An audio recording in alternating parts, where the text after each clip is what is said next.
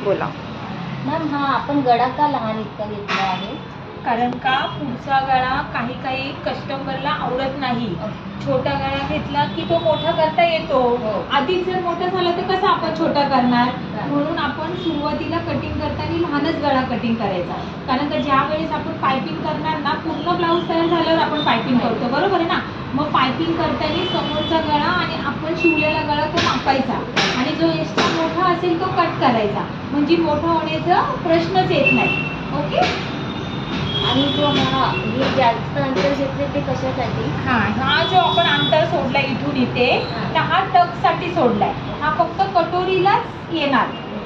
कटोरीलाच हा येणार आणि कटोरीचा शेप देताना बरोबर असा राऊंड मध्ये शेप द्यायचा. पण आता हा जो आपण राऊंड मध्ये शेप दिला ना, तर तसं राऊंड मध्ये शेप दिला ना तर शिलाई पण तशीच मारायची.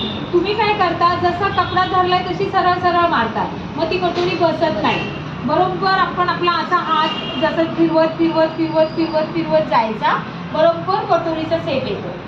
ओके. हा झाला आपला वन पीस कटोरी.